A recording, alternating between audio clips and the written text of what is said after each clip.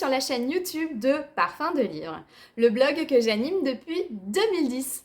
Vous me connaissez sous le pseudo de Thalie, et comme vous le savez, pour moi, la lecture est un partage. Et c'est pour cela que j'ai pris la lourde décision de me lancer sur YouTube pour parler livres, mais de façon plus développée qu'Instagram ou Facebook. La chronique, c'est bien aussi, je continue le blog, bien évidemment, mais c'est figé. Et là, je pense que cette chaîne me permettra de faire des regroupements un peu plus complets et je pourrais développer le pourquoi pourquoi j'ai aimé un livre, pourquoi je l'ai détesté, pourquoi je l'ai abandonné, etc., etc. Et ça me laissera aussi beaucoup plus libre au niveau des thématiques et au niveau de la créativité. Donc j'espère que vous serez nombreux à me suivre dans cette nouvelle aventure. J'essaierai de m'améliorer de vidéo en vidéo.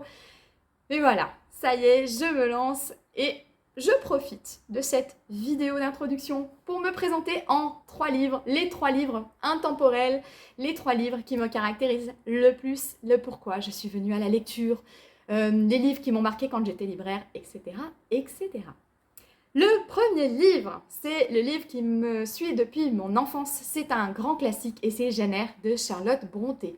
Pour ceux qui l'ignorent, c'est un livre qui date du 19e siècle et c'est une histoire de vie. On suit effectivement l'histoire de cette petite Jeanne de l'âge de 8 ans jusqu'à l'âge adulte. Oh, il n'y a pas de fantastique, hein, c'est une tranche de vie. Donc on va la suivre à travers ses joies, ses peines, ses histoires d'amour. Voilà, c'est un roman qui est très complet et qui, moi, me touche énormément, que j'adore relire. Et petite anecdote entre nous, je l'ai en au moins 7 éditions à la maison et croyez-moi, c'est pas fini parce que je suis vraiment absolument fan de ce livre. Le deuxième livre qui me caractérise, et ceux qui me connaissent savent que c'est aussi le livre qui m'a fait connaître en tant que libraire, et c'est La Quête des Willan, évidemment.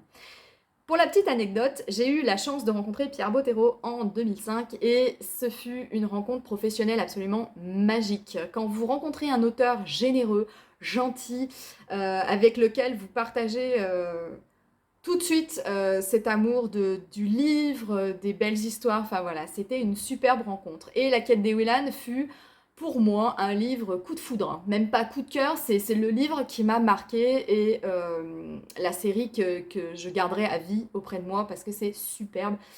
Vous allez comprendre pourquoi. La Quête des Willan, c'est 3 tomes où l'on découvre l'histoire des Willan, hein, puisque c'est un roman éponyme.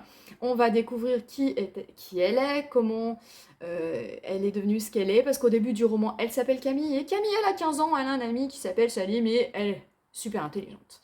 Mais un jour, voyez-vous, Camille manque de se faire écraser par un camion, et là, c'est catastrophique, elle ferme les yeux, parce qu'effrayée, évidemment, un camion vous fonce dessus, et elle se retrouve projetée dans un monde parallèle.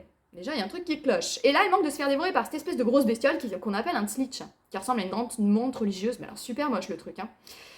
Effrayée, Camille court, essaie de se défendre, d'échapper à cette bestiole, ramasse un objet qui brille par terre, et vous, ferme les yeux et est à nouveau projetée dans notre monde. Alors là, on se dit, mais il se passe un truc bizarre quand même, hein. Et avec son meilleur ami, elle va mener l'enquête. Très rapidement, elle va découvrir qu'elle n'appartient pas à notre monde, Camille, mais qu'elle s'appelle pas Camille non plus, elle s'appelle Willan. Mais alors qui elle est? Mais qu'est-ce qu'elle fout là? Quelles sont ses aptitudes? En gros, mais voilà, on veut découvrir les secrets de sa naissance. Et pour cela, il y a La Quête des Willan. 3 volumes qui ne font que monter crescendo en termes d'intrigue, de suspense, d'action, en termes d'écriture aussi, puisque vous le savez, dans toute trilogie, le premier volume pose les bases, et après, si l'auteur s'y prend bien, ne fait que rajouter à notre goût de lecture, quoi. Et là, c'est ce qui se passe avec La Quête des Willan. Et alors, quand vous arrivez au bout de La Quête des Willan, parce qu'il y a une vraie fin, vous dites, j'en voudrais bien encore. Ça tombe bien. Il y a Les Mondes des Willan, 3 tomes aussi, et là c'est pareil, les personnages sont un peu plus âgés, puisque Camille est âgée de 17 ans, et maintenant qu'elle sait qui elle est, elle va essayer d'aller plus loin. Voilà, je ne vais pas trop en raconter. Vous en voulez encore? Bon. Eh bien ça tombe bien, il y a un spin-off, il y a un personnage, moi, que j'ai adoré dans La Quête des Willan, c'est Elana, et Pierre Bottero a écrit une trilogie qui s'appelle Le Pacte des Marchands. Le Pacte des Marchands, trilogie, 3 tomes. Et ben voilà, c'est sublime. Et là, au niveau de l'écriture, je crois qu'il a atteint des sommets de perfection. Je n'ai jamais lu quelque chose d'aussi superbe. Et je vous conseille de découvrir La Quête des Willan, Les Mondes des Willan et Le Pacte des Marchands. Enfin, je vous ai parlé de 3 livres et je vous en parle de toute une série, tout ça. On va continuer sur une autre série. Pour moi, la 3e saga qu'il faut absolument suivre, c'est Sauveur et fils de Mario de Muraille. Mario de Muraille, c'est une autrice absolument exceptionnelle en jeunesse. mais aussi chez les adultes. Bah oui, figurez-vous qu'elle a écrit pour les petits, pour les grands et pour les très grands. C'est ça qui est merveilleux. Et aujourd'hui, je vous parle de Sauveur et Fils. Pourquoi? Parce qu'ils mettent en scène ce roman, cette saga, cette série, met en scène Sauveur, qui est un psychologue. Et il va aussi nous présenter différents personnages avec différentes problématiques très actuelles.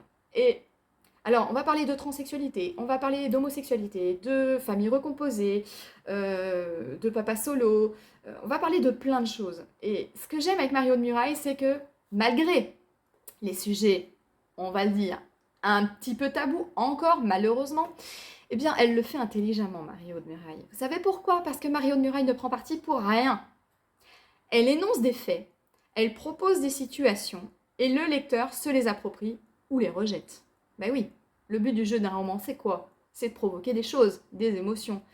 Moi, personnellement, je suis totalement amoureuse de Sauveur et Fils. J'adore ce personnage du psychologue que je trouve incroyable, qui a des problématiques très humaines, qui est loin d'être parfait. Et voilà, moi, c'est ce qui fait que ce genre de livre me parle et je recommande à 1000%. Allez, ça fait un petit moment quand même que je vous parle, on va s'arrêter ici pour cette vidéo d'introduction. J'espère qu'elle vous aura plu. Je suis désolée si vous trouvez qu'il y a encore des petits soucis d'élocution ou de rythme. Bien évidemment, tout cela sera amélioré au fur et à mesure, donc n'hésitez pas à m'encourager, à vous abonner. On met un petit pouce bleu, on active la petite cloche pour ne rien manquer des prochaines vidéos. Et puis parler de parfums de livres autour de vous, ça fait toujours plaisir. Je vous dis à très bientôt pour d'autres blabla livresques, pas que, et puis des vidéos bien évidemment.